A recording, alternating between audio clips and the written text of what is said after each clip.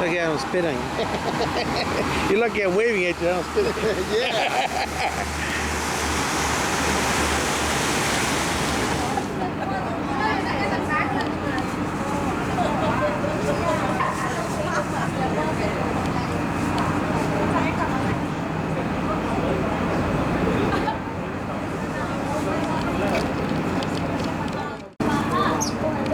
He got a big piece.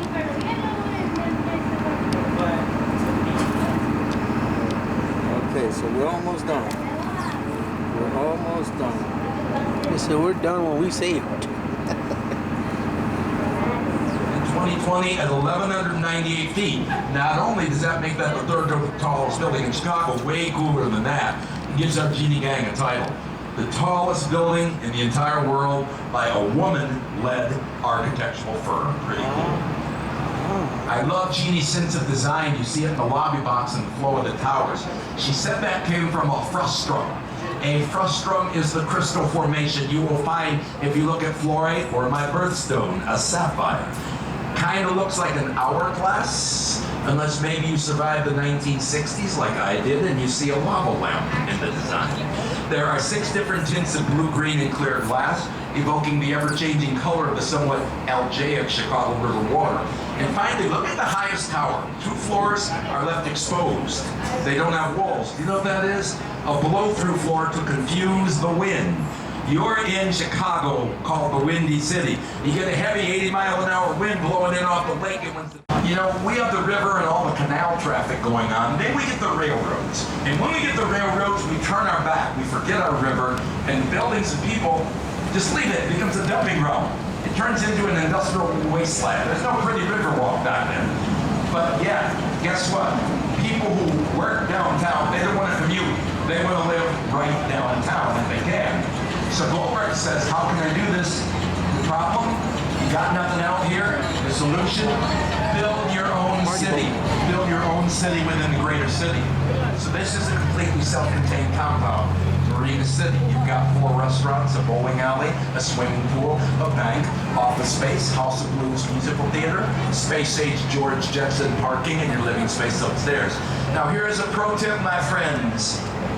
If you live in Marina City, do not park your own car. Let the parking attendant park your car. You go a little too far, you end up in the river, it's not pretty. You know, they drove a car out there for a movie, Steve McQueen, Hunter, in 1980. Kind of anticlimactic, the engine in the front, the car just did a dive bomb into the river very slow. The river's 15 to 21 feet deep right here. We have yet another style greeting us on our left. 55 West Wagner Drive introduces us to a style I would call brutalism. Now, brutalism is a subset of modernism where you celebrate structure, right? Coming from the French phrase béton brut or raw concrete. As you look at that building, think of it this way. The brutalists were modernists who took too many steroids. Yes, they celebrate structure, but they get a structure hangover. They're the Incredible Hulk of the architectural world. Now, why would you go with all those heavy beams?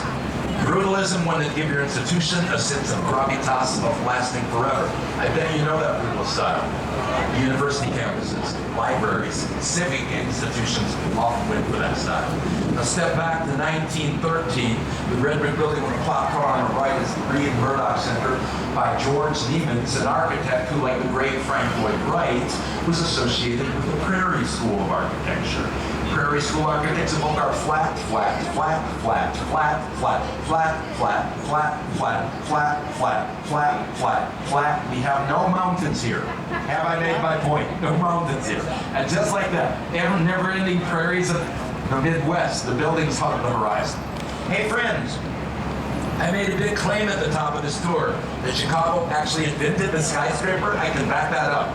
After that fire of 1871, we were not allowed to build with wood in downtown Chicago. So this left you with brick, masonry. But if you have a load-bearing exterior brick wall, it must increase 6 inches at the base for every new floor. Go very high, you've lost all your floor space to support. Enter the Civil War bridge builder William LeBaron Jenney. In 1885, Jenney changes the world here in Chicago. For his home insurance building, he is the first person to put into practice the iron and steel grid frame or a skeleton to support the weight of the building like you basically see on every modern skyscraper today. This leads to what became known as the first Chicago School, 1885, early 1900s. And here's an example right on your right. So you see your first skyscrapers are not that tall, 10 or 12 stories. The big structural change from a load-bearing wall to a skeleton changed everything. Even allowing you, as you can see, to now get natural light into the building with big windows like that, which you even call the Chicago window in the building trade. Now on our right, the style put the roar of the roaring 20s, Art Deco, the 1930s Chicago merchandise mark. Art Deco is a rather streamlined, massive, angular look that came out of Paris, France in 1925.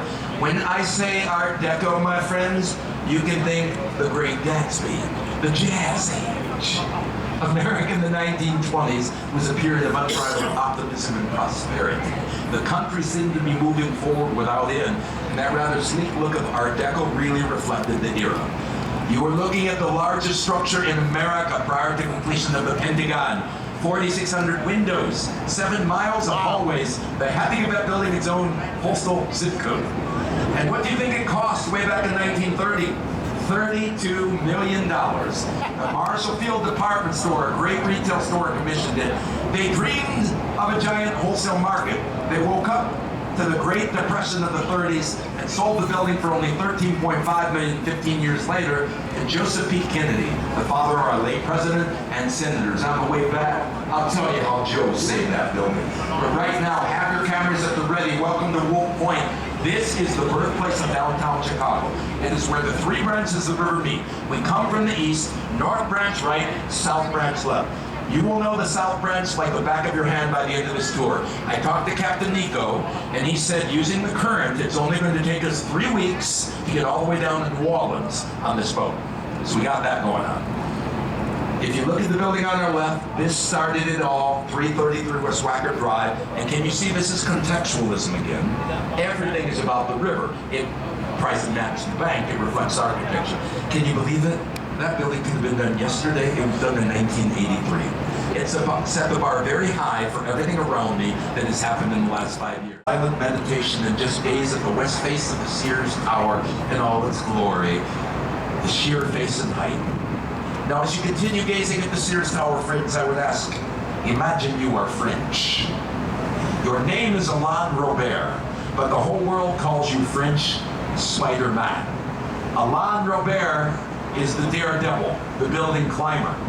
He's climbed every tall building in the known universe. I don't know about the unknown universe. I haven't been there lately.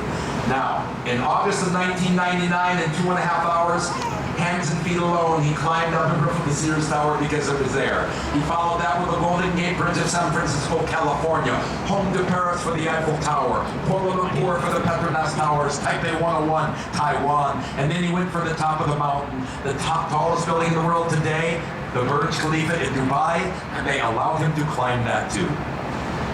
Would you consider with me for one moment the mind? Let us think about the mind of this building climber, Alain Robert, how he wakes up and sees the universe every day. Because in its simplest definition, architecture is the way that we interact with and define the space we live in. So you or I, we look up at the Sears Tower. If we like design, we might say beauty. If we think of the uses we put that building to, we'll say something about the function. Now our friend the daredevil Robert, he sneaks up behind us. He looks at the same building and he has a different reaction. He would say, Kevin, the only thing I see is another obstacle to help me overcome my greatest fear in life. What is the daredevil building climber most afraid of? He's afraid of heights.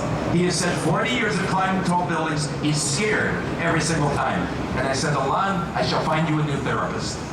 Now, speaking of heights, my friends, who's going to go to the sky deck at the Willis Tower? Look up. That is your observation deck. Wait, people are taking pictures of you. It has a floor of glass that can see us. That is the sky deck at the Willis Tower. Friends, I'm going to get serious. If you're going to visit the sky deck at the Willis Tower, there is no in-between. For me, it's like the Schrodinger's cat experiment in quantum physics. There's only 2 possibilities. In one universe, you are going to look through that glass floor 1,053 feet straight down. And you might say, this is so cool, I'm walking on air. Unless you're me, living in the universe next door. And I look through that glass floor, 1,053 feet straight down, and I say, not cool, where's the bathroom? I got no problem with the water. I can't go way up there. Oh, you know what though? I read a review of this skydeck by a young mother.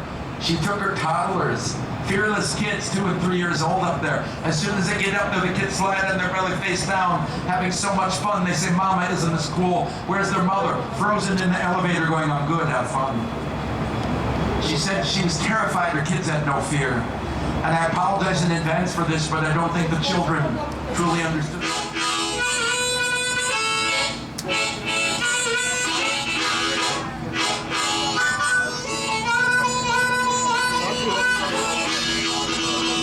The river runs downhill. The river runs downhill. The people say I will.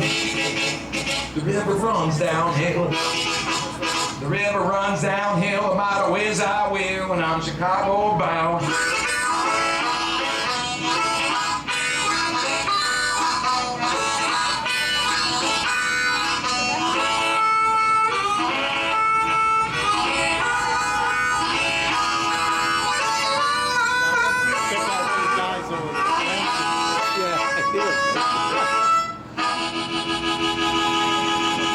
Welcome to Chicago.